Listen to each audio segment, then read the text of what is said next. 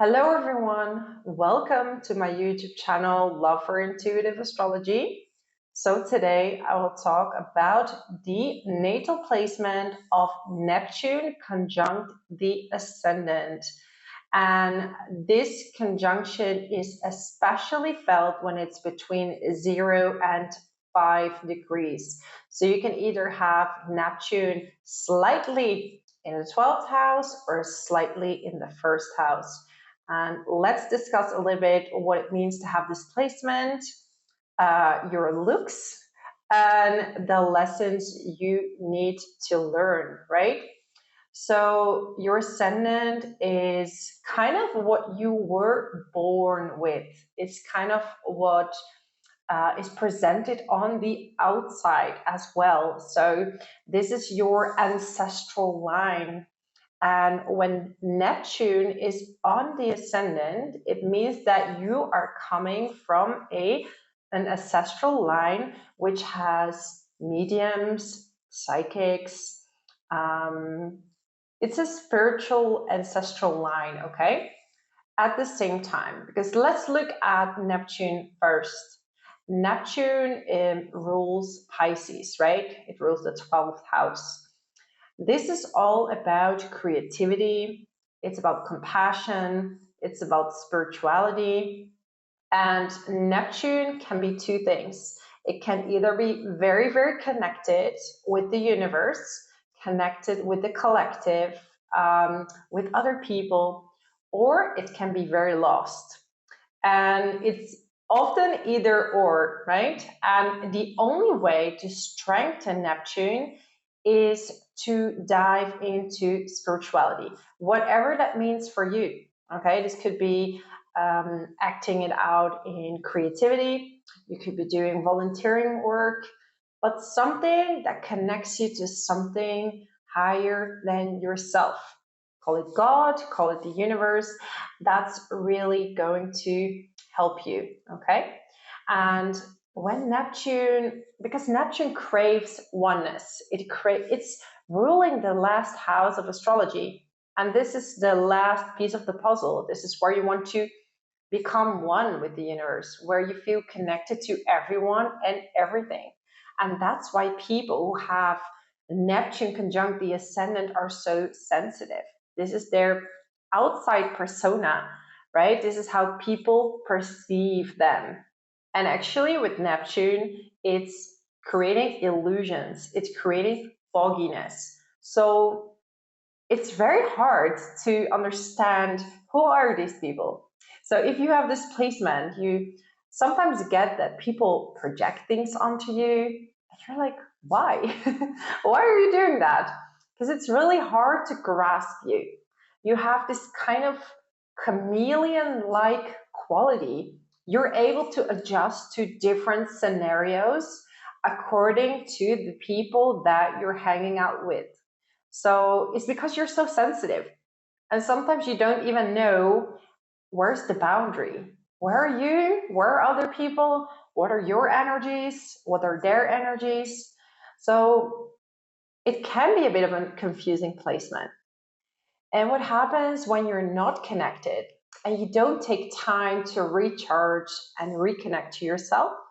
Then it might be acting out in addictions, okay?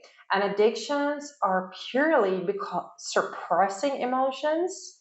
It is about wanting to feel this oneness, craving this oneness. That's why people use in the first place. It's actually very often the very sensitive souls that think everything in the world is unfair that are starting to use something to suppress, especially Neptunian personalities, like people with Neptune conjunct the ascendant, okay? But you're not doomed. If you're working with this energy, you can actually become very ethereal. You have this mysterious look. Neptune is very, very mysterious. And since it's the ascendant, it's what you're carrying on the outside. Okay, so it's what you were born with, so the ancestral line and birth. So Neptune can also create foggy birth. In some cases, these are people who don't know who their parents are, they could be adopted. They very often also have Neptune on the ascendant. There's something mystical about their birth, right? And it could even be that their mom experienced something really mystical when they gave birth to you, okay? So it is a very spiritual placement, and I'm looking up because your eyes are kind of like, you have this ethereal, mystical look about you.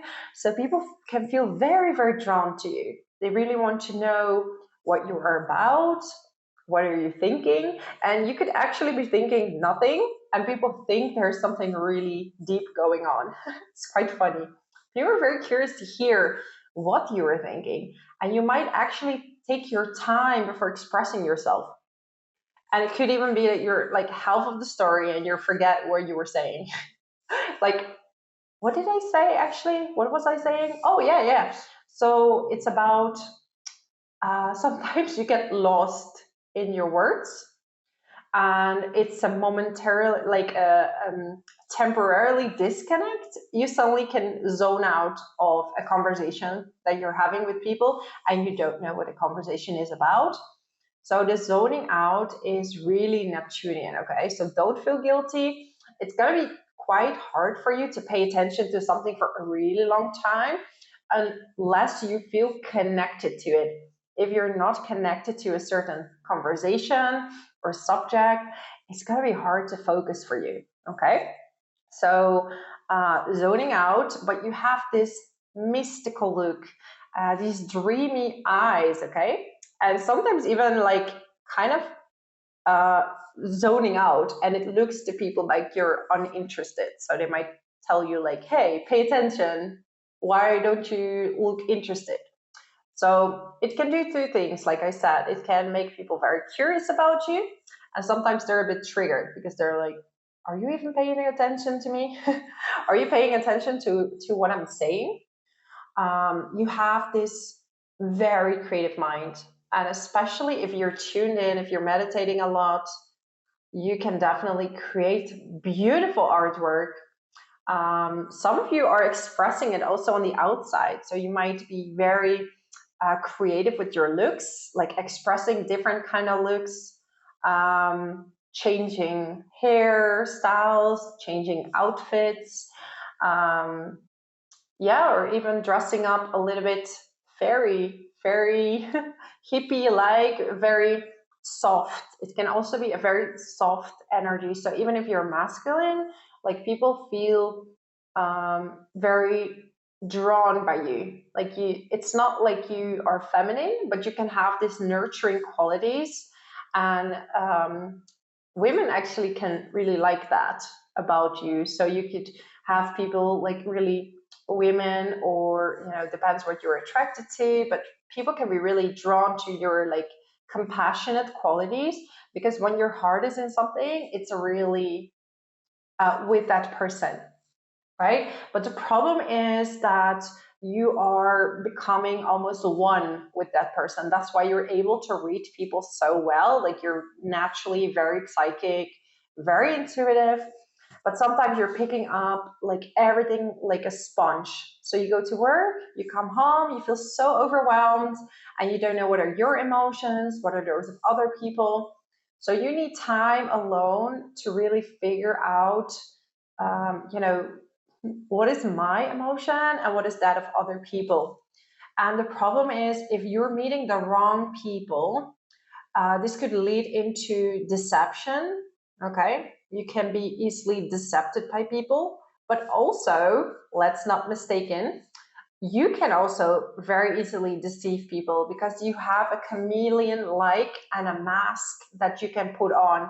So these people are also great actors. You can become an actor or an actress, and you can be really magnetic and create this role that you can feel, because you're able to tune into different personalities. You're very sensitive, so you can feel what it's like to be that person. That's why you're really good at acting. So good boundaries as well, okay? Because the boundaries are so flexible, you don't know where the boundary is for you. And sometimes it's really hard to feel because you're so much in energies of other people that it's like, what is my energy and what is their energy? Okay. But once you have this talent under control, that you're tuned in and you know how to ground yourself, this is a really good placement, okay? And you can create really beautiful things, and you can become a very creative person that you can easily channel information that maybe other people have trouble to do, okay?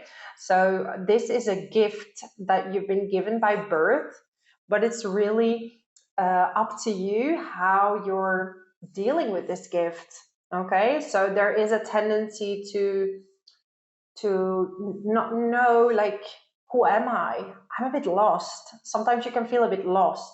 When you're lost, it means not connected. When you're connected, you are able to channel, you're able to create, and it's going to be very easy for you. You're going to have a lot of ideas, sometimes even to so detailed, like the most beautiful paintings can be made by you. Okay, so this is a gift from your ancestors that you've been given.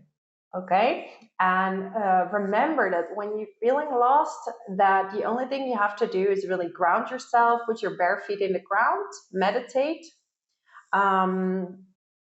Yeah, struggle, yeah, sometimes very poetical, but it's hard to define who you are because sometimes you feel so part of the world that it's hard to say, like, oh, I'm like this or I'm like that. I feel like everything. I feel connected to everybody.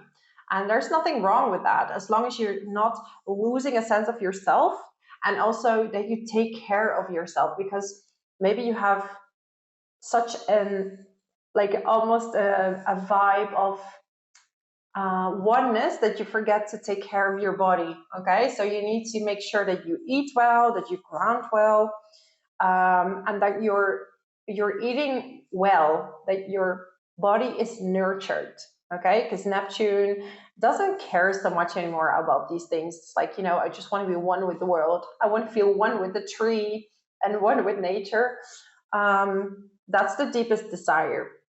And you have this beautiful way of expressing yourself to be one with the universe. So when you zone out, you need a lot of grounding practices. Okay. What else? Yeah, fantasies.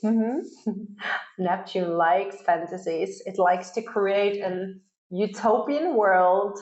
And again, this is where you can be deceived, because you want to project this utopian view because you want to feel this high vibrational vibe. You have a memory that that's possible. The enlightenment and the high energies, you know that that's possible. So your soul is craving that. And that's why sometimes there are these fantasies that are coming out, like, I know there is good. And sometimes you're projecting this fantasy upon the wrong person. And this is where deception comes in. And also maybe creating a story that is just to protect yourself from harm. Okay. And be very careful with that you ground yourself well. And meditation is very good for you, or doing sports that is movement of your body, like Neptune likes to move. If you're allowing it to flow, like, it rules Pisces, right? Water. So allow the water to flow through your body, like dancing, martial arts, these kind of things. And it doesn't have to be like aggressive martial arts, but you can just do like Tai Chi, things like that. You become more aware of your sense of self, of your body. This is really important, because the more you're going to detach and, for example, drink or smoke or things like that, you're trying to detach from reality. So use your super creative abilities for poems, for writing, for creating. And yeah, I think that's all I wanted to say. And it also sometimes create even like androgynous look, not for everyone, but it's this oneness that you're feeling where feminine and masculine are not super defined, okay? But in general, these people have softer features and can have like this really watery, interesting kind of look. Or looking even a bit uninterested because you're like zoning out. Anyways, that was my message for everyone who has Neptune conjunct the Ascendant. I would love to hear what your experience is with this placement and how you are experiencing that. Just make sure you stay grounded and that you go with your talents. I know it's not so easy in this society where it's not always appreciated to dive into your intuition, but for you especially, it's really, really important because you are very talented and it's time that you activate it. And the only way to activate it is to believe something higher than yourself, okay? Whatever you believe in, it doesn't matter. It's all the same. It's about the high vibrational frequency. You tend to live better on that, okay? So that's my message for you. Have a lovely day and bless you.